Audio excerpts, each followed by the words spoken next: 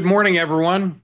Welcome back. It's Monday and it's beginning of a new week, June 9th, it's known as in some quarters. It's 9 a.m. Eastern, 6 o'clock at Gavin Newsom's house. And welcome to the morning meeting. Sean is in, I can't tell you where Sean is, but they pronounce the word lobster. That's all I can say about where Sean is. The sign is spelled wrong, Sean. There's an ER. It should be really be an A or two A's. It's an A and an H. An A A and and an H, yeah, H. yeah. The way, how would Matt Damon say that word? That's more Boston. Yeah. So there's a little, in fact, if you ever, I think I just posted the Providence Journal last night did an entire thing on Rhode Island dialects that's fascinating. Really? How Uh, many are there? Apparently multiple, which is More, interesting. more, more than in all of China. Wow. Just that's how Yeah, many there are. That's how it's many there are. wicked crazy when you think It about is. It is wicked crazy. it. They made I people, by the way, I'll post this to my Instagram, but they made people say three different sentences that had the word coffee, market, car, cart, and law enforcement this in them. is this is fucking brilliant, and I'm using profanity to express my solidarity with the people of New England who use But, that but word as then, a but noun, as a gerund, But then they adjective. then they they went around on a map. It was I will tell you this. It's worth. I thought Is this it was going to is it kill me. behind a paywall? No, I'm going to post it right now to my story on All right. Instagram. Walking Duck, if we can get this for the back half of the show, we may devote the final 30 minutes to Rhode Island dialects because I'm serious. Couldn't like you more. Anyway, Dan, welcome. I'll Thank send it. you. You apparently have posted a lot of family pictures over the weekend on Instagram, I'm told. I didn't see them, but is I that true? posted two. Yeah, we were Too? I celebrating my heard in-laws. Yep, I heard from yep. people who said what an attractive family you have. That's what I heard. The wicked great. They're wicked great. Is Dan frozen? Am I frozen? What's going I'm on? not frozen. Is Dan's Dan frozen. frozen? Dan is He was- frozen.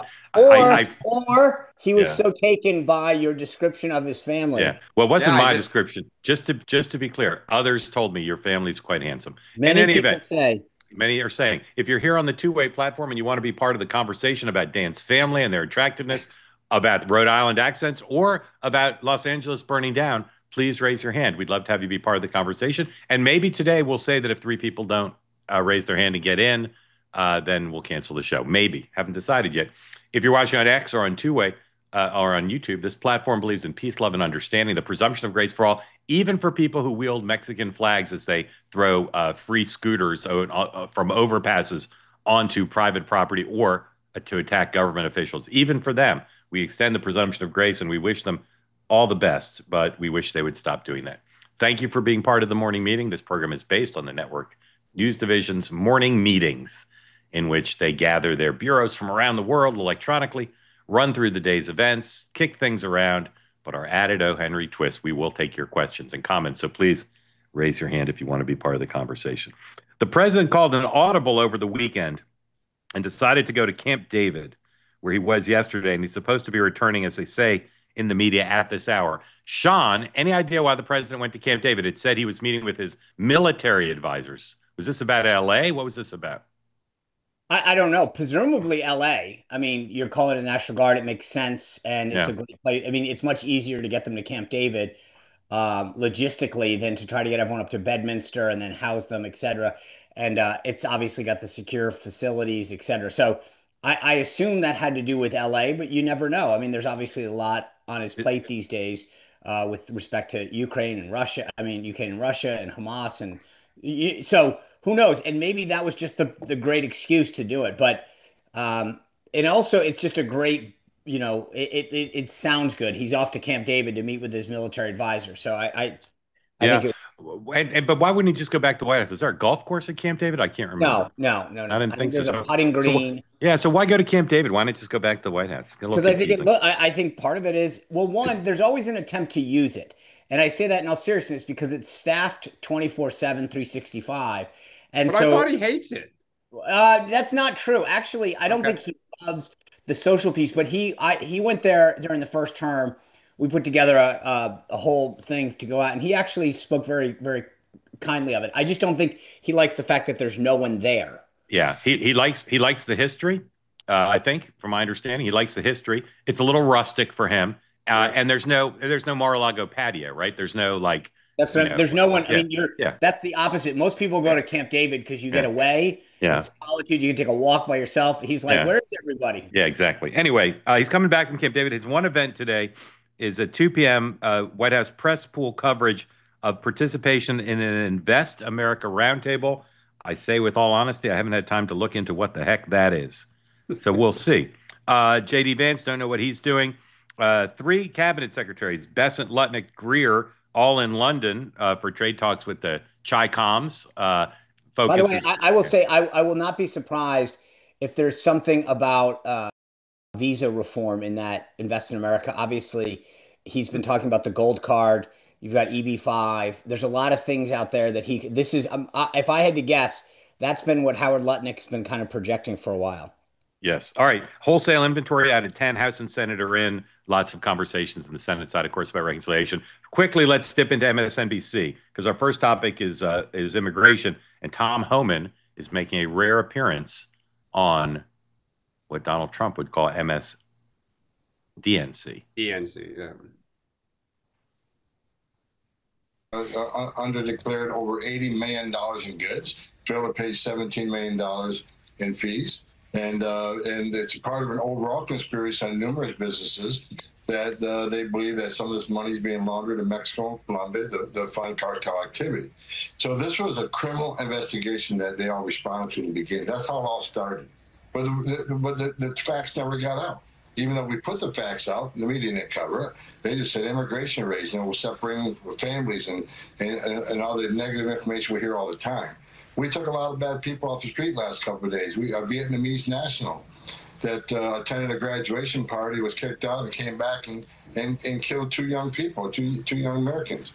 We arrested a child predator. We arrested someone for sexual misconduct. Someone arrested for committed armed robbery. We arrested numerous gang members. What ICE did the last couple of days is make Los Angeles safer by taking public safety threats off the street. Is everyone that has been arrested by ICE agents have a criminal record like those you've described? Absolutely not.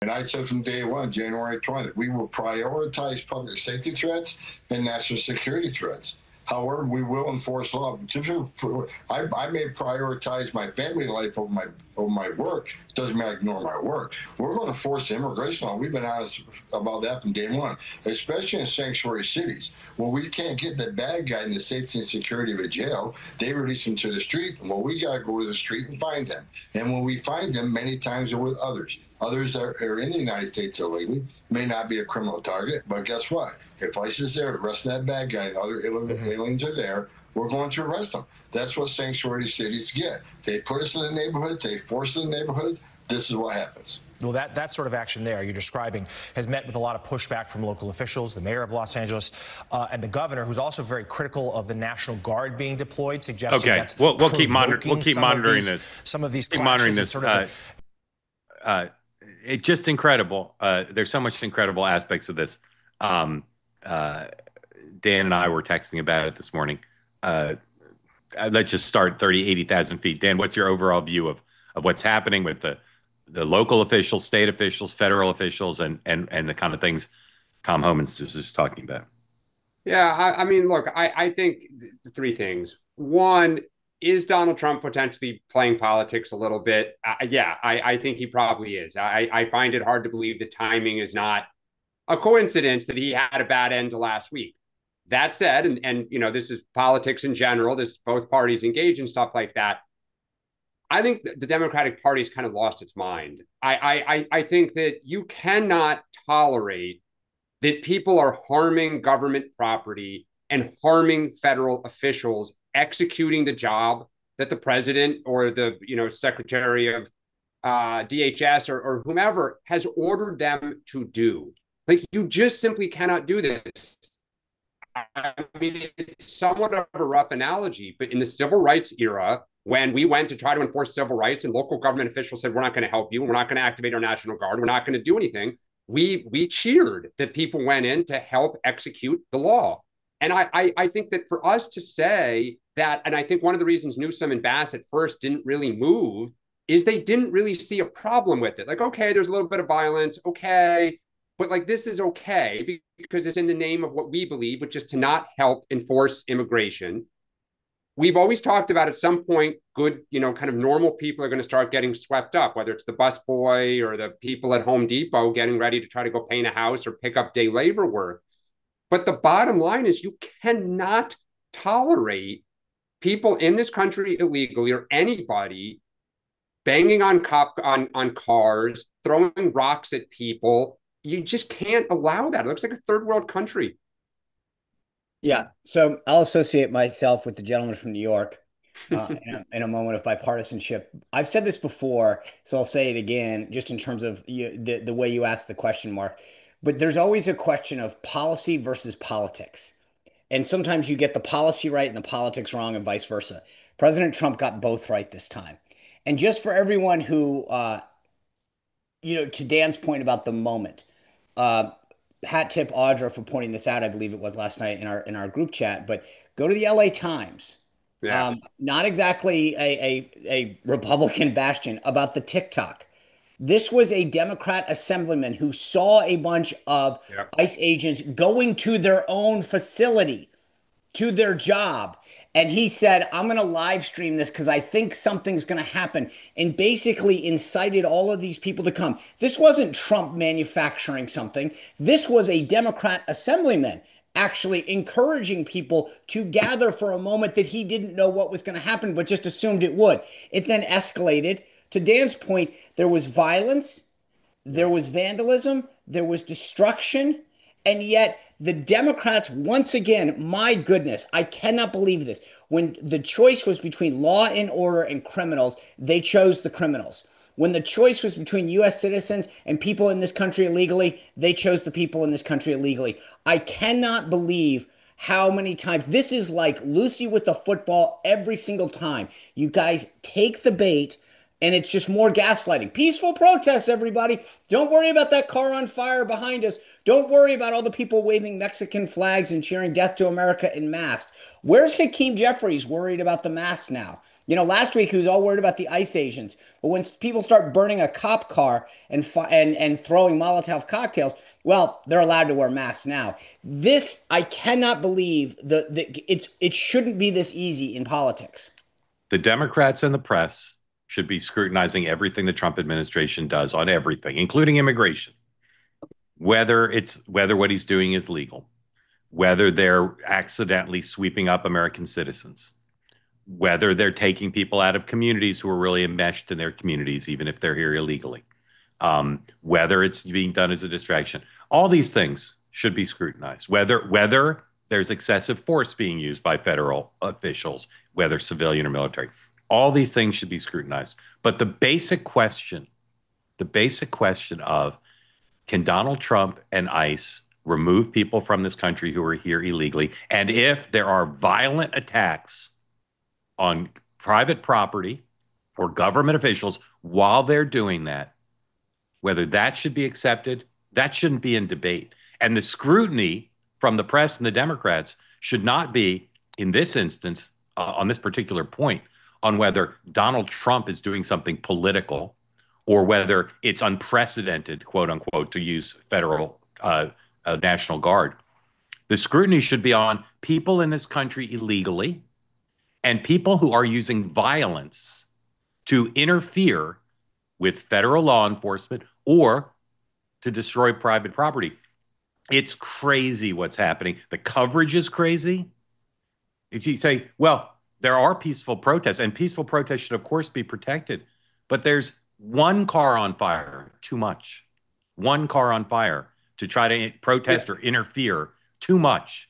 I'll say two more things, and then I'll show you some elements. There's not a police force in the country, with the possible exception of Gotham City, who can provide the physical infrastructure needed in a situation like this. Not one. And certainly not LA, and certainly not these smaller communities around LA. Governor Newsom and all the mayors should be thanking the federal government and the National Guard for trying to provide the infrastructure that the police force can't do. And the police force went from saying, oh, these are peaceful protests, we got it handled on Friday, to yesterday saying, this is a big problem, we can't handle it. You know why they can't handle it? No one can. Sorry, go ahead. But there's one other small point that's not getting coverage, and I hope that the Trump administration makes it. If this was a riot in any city and local law enforcement couldn't hold it back, and Donald Trump said, well, screw it, you can't handle Yeah, it, I'm going to take care of it. I would still argue that at the end of the day, it is the job of a government official to protect the citizens of its people. And if somebody won't do it, then somebody else should. But in this case, there's a nuance. And the nuance is this: there are people attacking federal agents at a correct. facility, and the Correct. federal government has a right to protect itself and its assets. Correct. And And this is something that is not being brought up. a hundred I can't percent. believe the Trump administration And isn't going there because they have an absolute 100. And frankly, if the local police and state officials won't defend the federal government, then it would be malpractice for Donald Trump, correct. the federal government, And not It's that not, is it's, where, Sean, yes, I think that they are sending a signal to other cities as because they should. that's what I was just going to say, because increasingly, and look, I watch conservative media, I watch liberal media because I want to try to see what's going on. In the last few weeks, conservative media has been picking up some of the kind of friction that's being put in place in front of ICE agents all over the country, primarily in blue cities, trying to do their job, right? Hasn't reached this level, but it's been kind of inching up with confrontation. And I think to your point, Mark, they are saying we are drawing the line. Like, this has got to stop. You have to let them do their job. If this starts to get physical, as you say, we have a duty to protect them as Trump, they should. Trump And that's Trump doesn't have the right to do it. He has the obligation. obligation for Agreed. the families of these ICE agents expect their loved ones to be protected. And I don't often say shoe is on the other foot, but imagine if Barack Obama was doing something with federal officials and right-wing protesters started to attack them. Imagine what the coverage would be like. I've seen a lot of coverage in the last couple of days in the dominant media, both LA local and national. I've not seen a single mention of the danger to our civic society and law and order, not one mention of the attacks on federal law enforcement officials doing not just their job, but what President Trump has made central to his campaign for a decade, and they can say, well, this is about tear gassing a 4-year-old in a stroller. Take your daughter home Yeah. if there's tear gas. This is not a joke. This is not a political drama. This is the federal government trying to restore order to the United States by fulfilling a campaign promise regarding people in this country illegally, both people who committed crimes only when they came here and people who've committed serious or non-serious crimes since they've come here. But Also, this coverage is a joke. It is a Well, and joke. let's also not forget that it started to look a little reminiscent of Portland during the George Floyd stuff. Correct. Cities got out of control, and Correct. Democrats thought because the protests are a good cause that it's good trouble, it's okay. The rest of the country was horrified at this. yeah, So for us to go down this road again is political insanity. Thank you. I mean, that's why I keep saying the policy and the politics don't always, sync up, but this time they are. And I cannot believe for everything that's happened, the default of the Democrats is to side with the people breaking the law and in the country illegally. But I will say, just as a side note, you played in the clip, we heard Tom Homan a moment ago. Keep in mind, they've made it clear over and over again. If we go after a bad guy and we open the door and there's 5 people here who are here illegally, we cannot and we will not just allow them to stay. And Yeah. that's frankly, and what people go, oh, is because I would, can you imagine if they let 4 people stay and 2 of them in 5 years commit? I mean, look at what the guy in Colorado. One of the big issues is he was allowed to stay. He didn't have a record at the time, but Biden didn't do his job. And that we paid the consequences. And there are multiple people still in the hospital because of that. So the Trump administration has an obligation to make sure that in the process, just the same way if a police, if they come to a house and they see something and there's a bunch of guns or drugs, they got to go, hey, we're arresting everybody because you all broke the law. That might not be when they showed up. But if you're in this country illegally, you have been warned. You've been given an opportunity to leave, and maybe you've been able to skate by under Joe Biden. But the bottom line is time is up, and you know it. And if you don't want to go, then you're going to get a free ride out. Right. All right. Let me show you some elements about first the Democrats and then the press, and say again, How they use the National Guard should be scrutinized, their policies, who they're deporting, what kind of process they're using to deport people, whether this is somehow political. All of that requires extraordinary scrutiny. But that can be done at the same time that the press and the Democrats acknowledge that it is madness to say that federal law enforcement officials doing their job should be subject to violent attacks, and that if they defend themselves and fight back, that somehow they're causing it. Here is Judd Legum, very smart guy, writes a popular newsletter from the left. Here's number 110. This is what Judd Legum wrote in his Substack today. Although any violence and property destruction is a serious matter, local law enforcement appears fully capable of responding to the situation. No, they don't, and they acknowledge that they don't. By the way, everyone on the left wrong. used to lie without evidence. Like, for all the times that I've heard that phrase come my way, to say that, and you're absolutely, Mark, you're right on the analysis of local, with the exception of the New York City Police Department, there's no one else that can handle it. They can't, and they finally can't. They can't. So, they can't. They shouldn't be suing the president for activating the National Guard. They should be thanking him. Okay. Now, here is Kamala Harris put out a statement yesterday, one of the longest and most detailed public policy pronouncements she's made since she left office. You can read the whole thing here. I want to point out one phrase. She refers to the people who are being deported as our immigrant neighbors. How's that for a euphemism? Our immigrant neighbors. You can see that there in the second to last paragraph. Again, technically true, but it's as technically true as calling him a Maryland man. But also the word, look, to some degree, we're all immigrants. This is gaslighting. Listen to Karen Bass's statement yesterday. I've got it written down somewhere because I'm going to use it later in my show. But the bottom line is she says it's all about, she says, whether they've got papers or not. This is not a clerical error group of people. They are in the country illegal. There's a legal definition according to U.S. code. They are illegal aliens. That is the law, right? And for all these people that gaslight us, pretend that like they're equal to everyone. There are immigrant brothers and sisters. They're without papers. No, they're illegally in the country. And when this is seriously, the thing I cannot get over is between the Russia hoax, COVID, the Maryland man. It's like, dude, at some point politically, it shouldn't be this easy because the Democratic Party continues to alienate people who actually currently can vote in this country. Yeah. All right. 109. Here's Gavin Newsom inviting MSNBC into his command center and being indignant about what's happening. 109. The fear, the horror. The hell is this guy? Come after me, arrest me. Let's just get it over with. Tough guy. You know, I don't give a damn. But I care about my community. I care about this community. The hell are they doing? These guys need to grow up. They need to stop. And we need to push back. And I'm sorry to be so clear, but that kind of bloviating is exhausting. So, Tom, arrest me. Let's go. So, Dan, again, be vigilant. But what are they talking about? What are they so indignant about? The president has ICE to engage in these operations across the country. One area they're doing them in is blue areas and blue cities.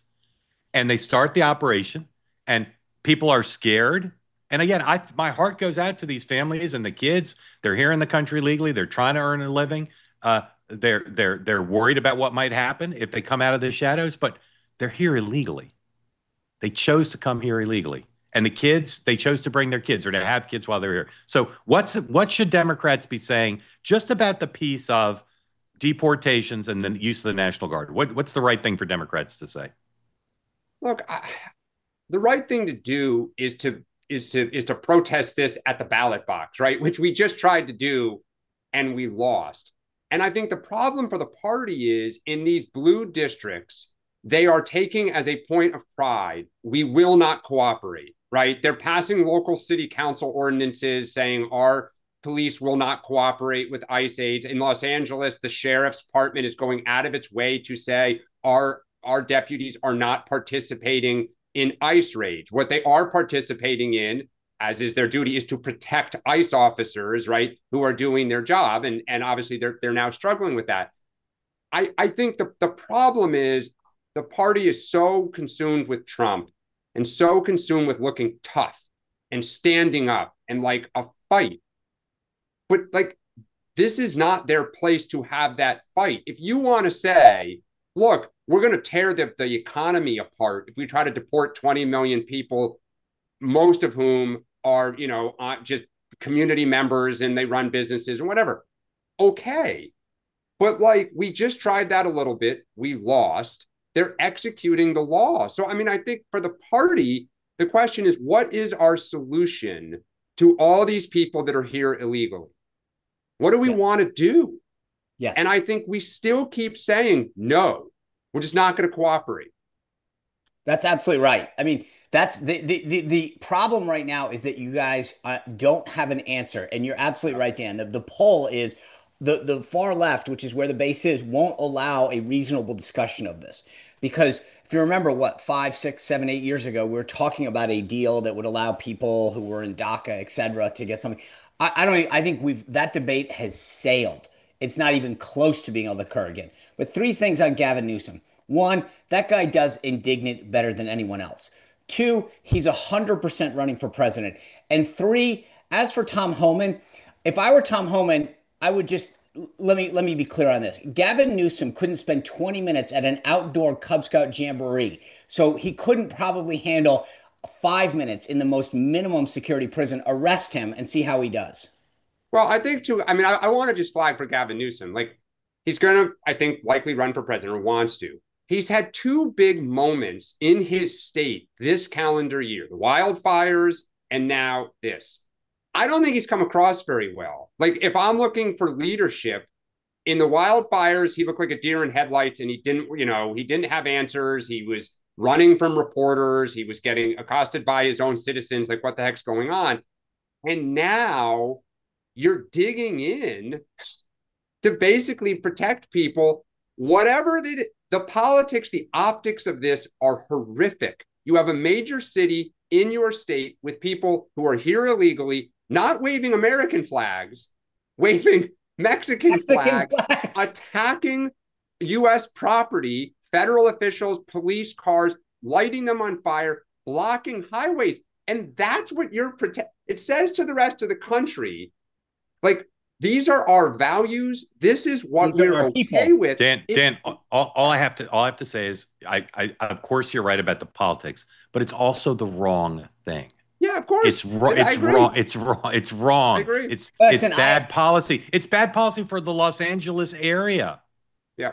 I understand people don't want the person who sells them mango at the park to leave the country because they want to buy mango at the park, but they're here illegally.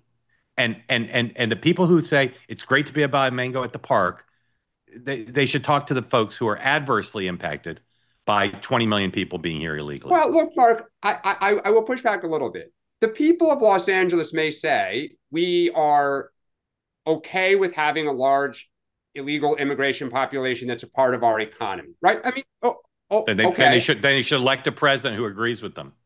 And that's where I was going to go. It's like, look, I understand that there are tens of millions of people who disagree with this public policy, but we just had an election. Yeah. We just did this. And there were tens of millions of Americans who thought civil rights were a bad idea. And we sent the federal government in to protect those citizens and to protect personnel. All right. We got a lot of hands up, and we wanted to talk about the media on this issue, but let's run through 3 other topics. And if we have time, we'll come back to the media. Just one sentence each. I'm going to mute you if you go more. Yep. Here we go. Just where do these things stand? Sean, what's going to happen in the China U.S. talks in London? One sentence. Unclear. Dan. A small deal. Correct. Reconciliation. Sean, we still on track for it to pass the Senate and the House? When, not if. Dan. Well said. There's a new possibility, that the Senate might have to pass the House bill. Not predicting it, but it might happen. Sean, that would be the House rolls the Senate. All right, here we go. That would be the most historic. I mean, like it would be, but it might have to happen. I think Mike Johnson would just like walk over, drop the gavel, not the mic. He should retire. Like, that's it. You're Johnson out. Better than that. Yep. He would, but that's what might happen. Sean, what's going on with Musk and Trump? Oh. I mean, I don't mean to say like this is the détente. The JD Vance tweet last night with the flags, like, we're back. This is bros. This is total bros. Every single guy out there has had this in college. You have some bad weekend, the next dude, you see each other at the lunch table in the cafeteria, like, hey man, what's up? I'll see you Friday. Like, this is, we're just going to pretend it didn't happen. I'm not going to see you for a while. When we see each other, we'll say something kind of like broy, but we're not going to hang for a while, but we're not going to talk about it either. It's over. And it's over. And Dude, it's over. Except Elon still needs to write a $400 million check. Dan. Yeah, I totally agree with Sean. But Okay. I will add, it'll never be the same. oh yeah, dude, 100%. Like this, like I said, we've all had this where for now on, when we need a fourth in the three in the golf game, you go, what if we call Elon? Guys, we're not calling Elon. Like it's never gonna happen. But you know, if you see him at the party, you fist bump him, you fake like, hey man, what's going on? Been a while. How you doing? Good. That's as far as it goes. All right. Late at night over the weekend, number 105, please. Oh, sorry, 104. Terry Moran of ABC News, who recently interviewed the president, who anyone who's worked with Terry Moran can tell you, as I have, is virulently anti-Trump, like most people in the media, got suspended for posting by calling Trump and Stephen Miller haters. It's quite Little yeah. bit more than that. That's Well, like yes. saying it was a peaceful protest. Yes. I was summarizing. He engaged in a personal invective, particularly against Stephen Miller. And then 103A, Stephen Miller tweets back and says this: the most important fact about Terry's full public meltdown is what it shows about the corporate press in America. For decades, the privileged anchors and reporters narrating and gatekeeping our society have been radicals adopting a journalist pose. Terry pulled off his mask. Again, if you've worked in a newsroom like at ABC News, what Stephen Miller wrote here, completely uncontroversial. Now, maybe radicals goes too far for some, but it's kind of radical to pose as an independent, objective journalist and then open the kimono on Twitter and say Stephen Miller eats hate for breakfast or whatever he said. So now two members of the establishment gatekeeping media, ironically, decide to respond to Stephen Miller. First, here's Chuck Todd. Nothing lazier or more transparently dishonest than to take one person's deleted tweet and try to apply the sentiment to an entire group of folks. Ask yourself why he wants to slime any journalist for the sins of one. It's intentionally dishonest and intentionally divisive. And here's Chuck Todd's close personal friend, Chris Cillizza, writing about Terry Moran and Stephen Miller. I hate that Terry what he wrote. I hate the utter predictability that the Trump folks would immediately weaponize it and use it as evidence that all reporters are bad biased. I hate that we can't just all agree that A, Terry shouldn't have said it, and B, Miller shouldn't have immediately moved to weaponize it, because I can assure you of this, there are journalists out here who are really committed to calling balls and strikes, who really don't root for one side or the other. How do I know? Chris Cillizza says, I am one of them. Sean. Mark, I am getting breaking news in my ear right now. Let me just, okay, I've got it now. Jake Tapper has announced another new book, Original Sin, ABC's Decline, its cover-up, and their disastrous hiring choices. Yeah, it's going to be a bestseller. The level of sanctimonious ridiculousness is unbelievable. Again, guys, it's like they can't help it. ABC didn't even comment on Terry Moran. Why do you inject yourself if you're Chuck Todd or Chris Cillizza? ABC, Jonathan Karl hosted an entire political show yesterday without mentioning it. Talk about egregious. And yet you guys inject yourself, Chuck and Chris, into this debate. Come on. It's the problem is that sometimes you feel the guilt. They know that they feel the same way. I don't know. I don't know that they do. I got to Oh tell my you. God. Come on. Those Have you watched them? those two guys are outspoken in denying liberal media bias. Oh, right, they are. right. But it's not, but they're not. I don't think. But you think they know there's liberal media bias and they're just pretending that there isn't? No, I think that they agree with like they don't disagree probably with what Terry said. And so they're kind of feeling like you're Well, calling no, but they're saying they do. I mean, they're saying I know Terry that. Terry only speaks for Terry, and it's wrong for Stephen Miller to broaden it out and say anyone feels the way Terry does. Terry feels that way singularly. That's what they seem to believe. That's what they seem to believe. By the way, again, the idea that ABC has gotten away without anything and it's CNN that breaks the news. That tells you everything. It's one thing for Terry to say something at 2:06 a.m. on a Saturday night. I'm just saying there might have been something more going on there. Um, hey, Elon.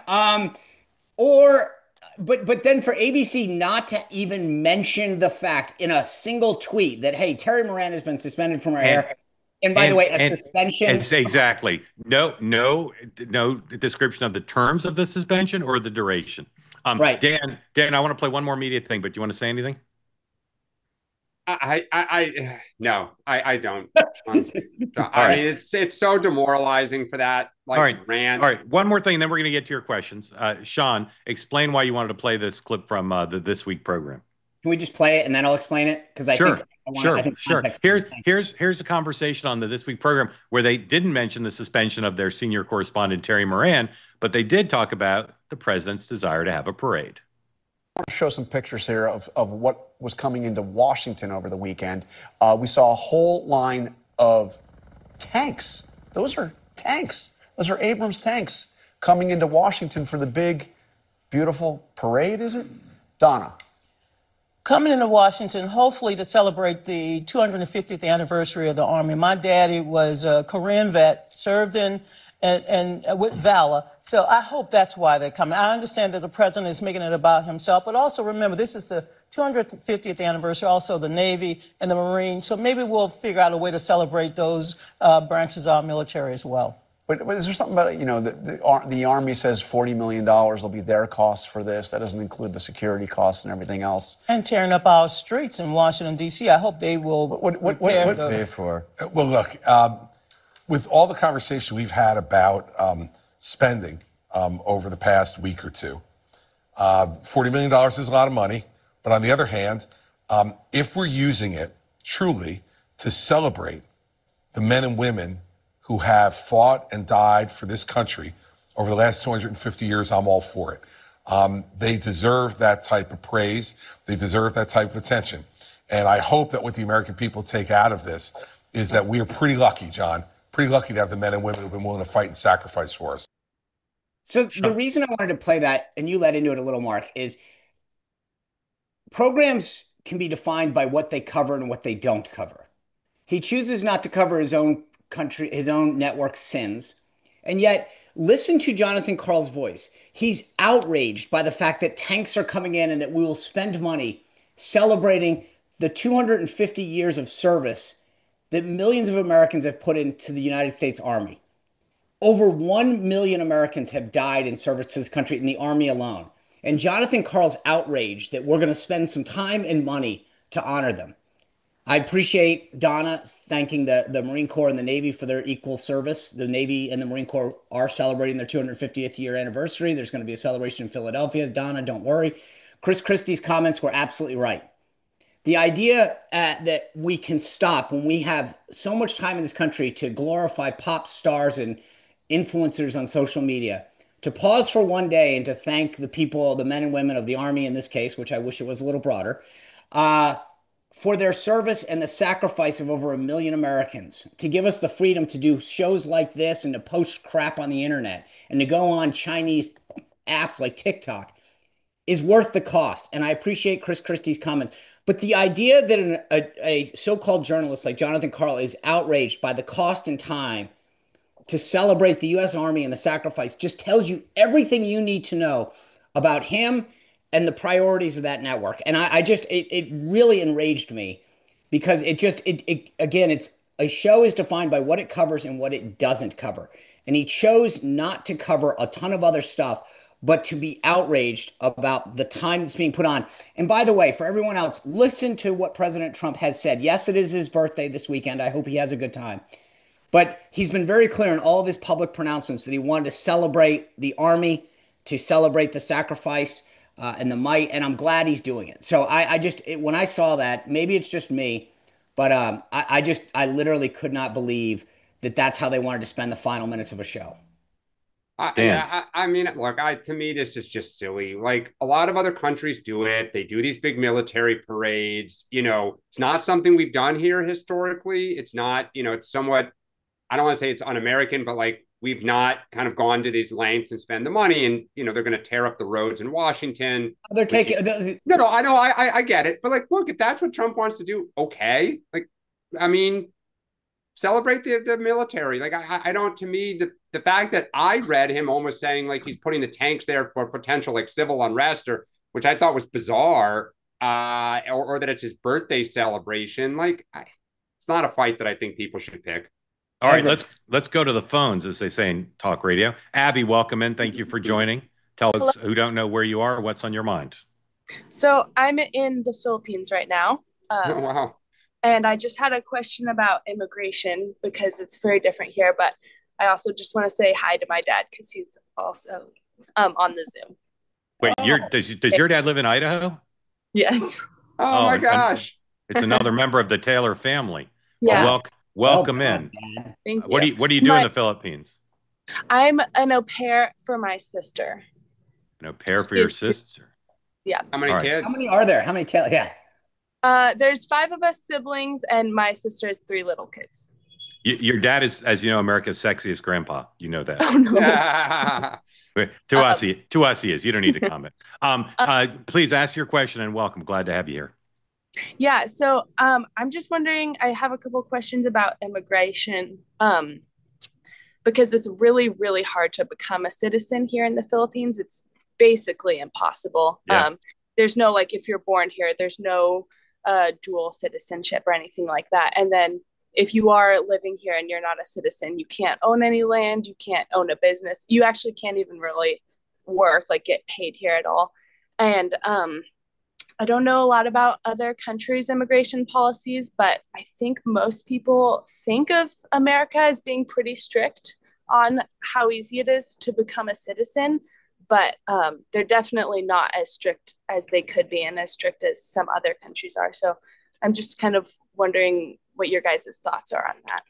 Great question. Dan. Yeah, I mean, I think that, look, the United States immigration system has been kind of broken now for decades. And I think the parties have struggled to try to come up with a solution. I think for the longest time, the Democratic Party thought it was to its advantage to not have a solution because they thought that it would help them win Latino voters, not illegal voters, but that they just thought that Latinos here would reward them. And now I think Republicans probably feel like, if this was totally solved, it would not be like the greatest thing. And we saw that in 2024 when Trump tried to block the, compromise that had been hashed out. So I think in 2028, maybe even 2026, the debate is going to be probably, what do you do with the 20 million people that are here, knowing that you probably can't deport all 20 million people, knowing that people are going to continue to try to come into this country. And we've done a pretty good job of stopping the flow at the southern border. And once you get past the bad hombres, what do you do here? Right. And the country may say, we do want to try to get rid of 20 million people. If it takes a decade, fine. And the country may not. I've seen some polling that shows once you get past the bad hombres, it falls off a cliff in support of deportations, even amongst Republicans. Yeah. So, Abby, I think you got 2 great questions here. One that Dan touched on, but I think the bigger and broader one that I'll mention it is, for so many people who love to come into our country unfettered and demand access and wave the flag of their country, not always. I question that. I'm like, why? If you think Mexico is such a great country, and I've been to, I've visited. It's Yeah. Great people. But if you think Mexico's so great, then stay there or go there. If that's your point of view, if you want to wave a Mexican flag in front of, run around the U.S. and protest, then go there. But the second point I would make is that most of these countries have much tougher and stricter immigration standards than the United States. To your point, in the Philippines, we are much more welcoming. And for these people to protest us, we have a system. Here's how you visit us if you want to be a tourist. Here's how you work if you want to have a work visa. And here's how you get a green card. Just because you don't like it or it's tough doesn't mean you get to jump the line or come into the country illegally. We are a nation of laws, and if we don't fundamentally follow those laws, then what are we? So I do believe at our core we need to do that. I will just punt for a second. I think the answer that Dan gave is very interesting because I agree. I think it's going to be a massive issue. This pendulum of immigration has swung from, wow, we got to give everybody citizenship to, wow, they should go out the door. And I think the Dems missed a moment that they're going to regret. And I think that they continue moments like what's happening now in the United States, continue to push people away from the Democratic Party into the arms, maybe not entirely of the Republican Party, but definitely not staying Democrat. And I think this Well, is. I think one of the things, though, too, to piggyback on Sean, that's different than the Philippines is we are not a homogenous country the way so many other countries around the world are. We've always been an open country. We've always had an issue with illegal immigrants. They were from Europe, initially, and then it's kind of morphed into South Americans and Asians and others. But across the world, there seems to be a tide against kind of liberal, lowercase L, immigration. And what is that new policy? And I think that's where, as a party, we are struggling to come to terms with that era of the open border seems to be closing. Yeah. So, Abby, two things. One, there's hundreds of countries, right? And they've all got slightly different immigration policy. Only like a few dozen, maybe 3 dozen, have birthright citizenship, right? So the United States in that sense is liberal, and because we have it, Right. at least Yeah. for now. Otherwise, you're right that the Philippines is much harder than the U.S. because it's basically impossible. And it's not just citizenship, as you point out. It's also the ability to work, make money, buy property. Philippines, I think, is on the extreme end of that. Maybe North Korea, but the U.S. is actually closer to the Philippines than to a lot of other countries, where it is easier to do those things in some ways. Like Europe is pretty open, or what countries are you thinking? Latin American countries, some African countries, some Middle Eastern countries. Europe is checkerboard, as far as I understand it. There's some that are easier. There's some that are harder. And no continent is uniform. Again, countries just have like idiosyncratic rules and laws. And it's hard to say. But again, I think it'd be wrong to say that. I think it's right to say that the U.S. is, if you ranked everybody on all these indices, the U.S. is closer to the Philippines than further away, I think. Let's the other thing I want to do is bring in America's sexiest grandpa. Hey, let the Taylors visit a little bit. You all just talk amongst yourselves. Hey, I'm just going to point out that even though they might be stricter with immigration, the reason they're over there is they're turning on their first reactor in the Philippines, and so they're being more flexible than we are. So there's something. They are more flexible on just technology and trying to get better nuclear technology here. Right. So you're there for your sister, who's also in the nuclear business? Yeah. So I don't know if you remember that my brother lives in LA, and he came on one. Yeah, we know all about your brother. We went to Mar-a-Lago, the whole 9 yards. Yeah. And so my brother-in-law works for him, and he's in charge of the whole Filipino side. Got it. And when's the reactor opening? It should turn on by next July or late fall. Amazing. Chris, have you visited the girls in the Philippines? We're heading over in less than a month, so around 4th of July. Yep. Okay. Should be. So we will. That's your first visit, though? Yeah. Okay. Could be a multi-part reality show, two-way possibility. So let's talk later. So I don't want to be too hypocritical judging these people for flying Mexican flags in America, but we will be flying an American flag in the Philippines on 4th of July. And I would hope. But you're not gonna throw public scooters at law enforcement, though, are you? No, definitely. All right. Taylor, it's good to see you both. Thank you. Thank you for coming on. Thank you for the question. Dr. Simon, welcome in. Thank you for joining. Tell folks who don't know where you are after you unmute what's on your mind. I'm in Gardnerville, Nevada. How are you all? Very good to see you. We're great. Thank you for asking. Yeah, I really appreciate this program. Reasonable dialogue, different opinions across the political spectrum. My background a little bit. I've practiced in over 14 states, the Indian Reservation. I led a major trauma center. Was one of the prime ER physician, trauma surgeons, general surgeons, about 2 miles from the border in San Diego. So immigration and this Medicaid issue connect. We really have an industrial healthcare system that is very similar to the military industrial healthcare problem. the amount of money that is lost in our healthcare system doesn't provide us the ability in a bill like this, in my opinion, to really put the resources where they need to go. And one of the hospitals I've been at is one of the highest anchor baby hospitals in the country. So I want to ask you guys, we don't hear about this. There is a huge connection between immigration and healthcare costs. And we have a couple big players who really don't work for the American people, Big Pharma and Big Ag. We are a disease-based healthcare system. And I don't really see how we can get an appropriate bill through Congress if we don't address the overall dysfunction of our healthcare system. I'm also was one of the busiest medical legal experts in the country. So I can tell you this, and I represent plaintiffs. But you're a lawyer too? No, but I've been doing this for over 20 years and connect. The problem here is the quality of healthcare in this country is decreasing significantly. We're using more mid-levels. And I see this through the lawsuits. And it isn't malpractice costs of insurance. It's the dysfunction and the negligence of healthcare. And so we have a huge problem that nobody's addressing.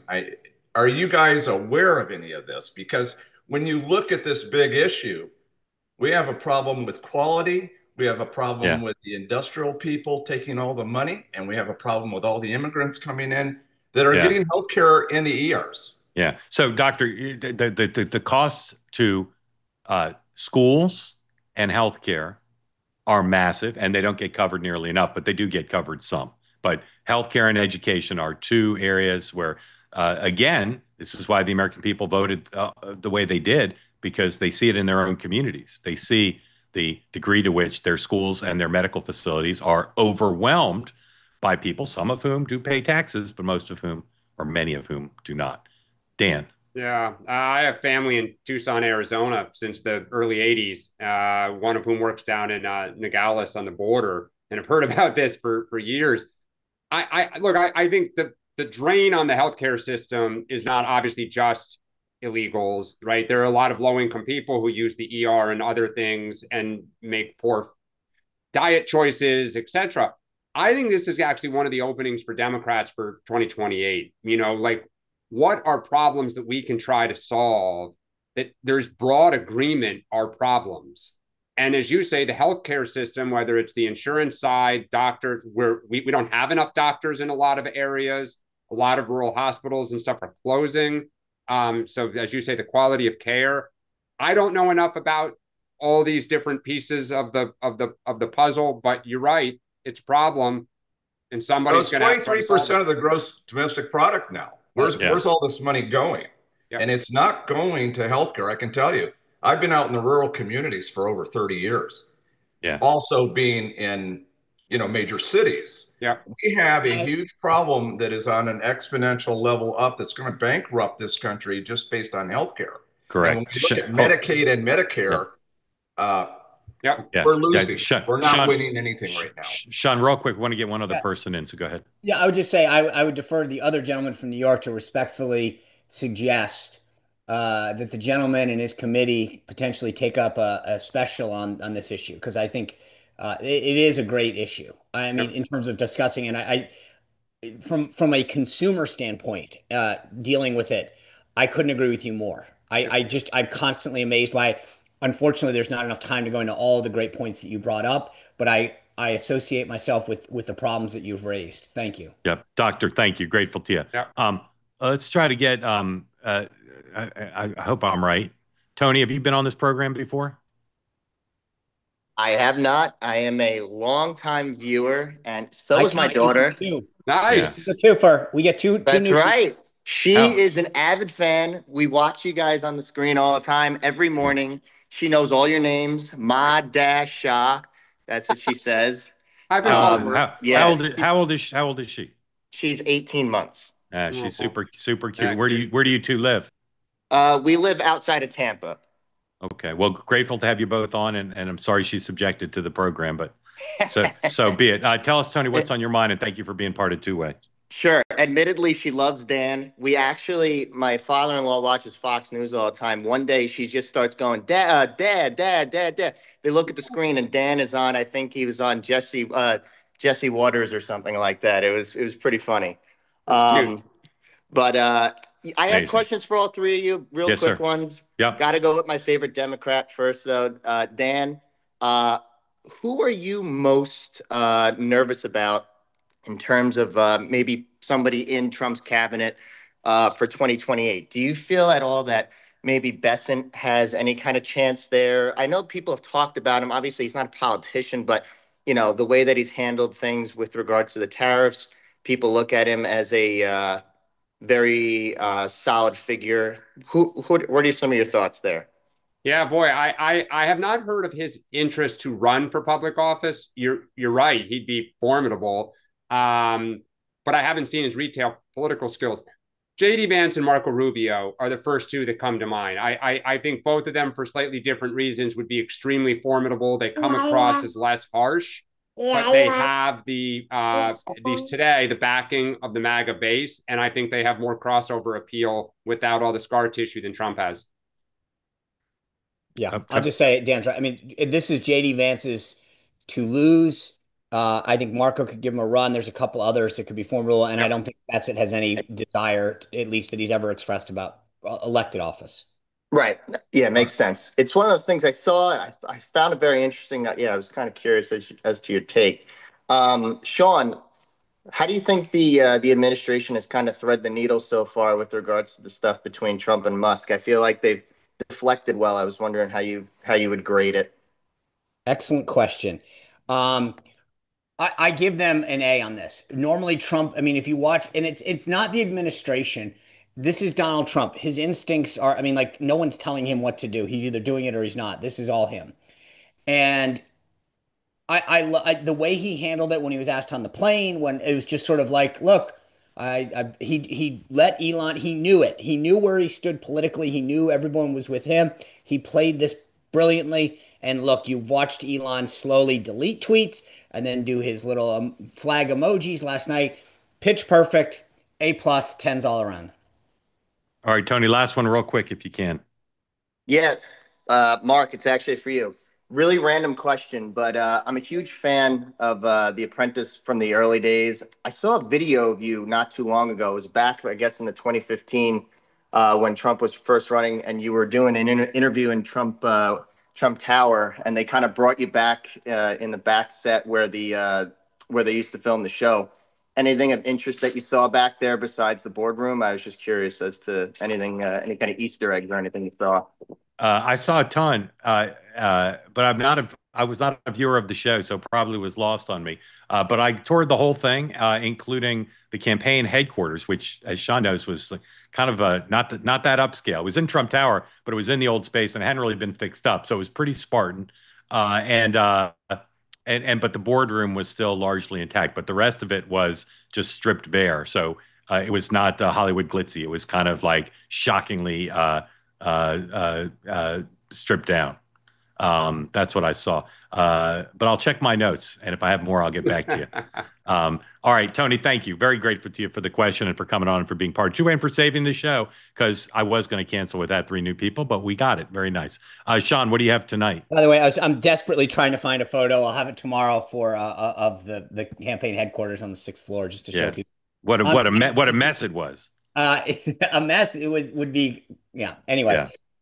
Tonight, obviously, we'll break down the LA riots, a big, beautiful bill, and Elon. And then Penny Nance from the Conservative Women from America is going to join us to talk about the back and forth between Riley Gaines and Simone Biles. Obviously, a lot more on Title X, but Riley is now responding to Simone Biles. And some interesting, Simone definitely didn't go through her old comments and tweets before she attacked Riley Gaines, and we'll bring that all up. So a lot on LA.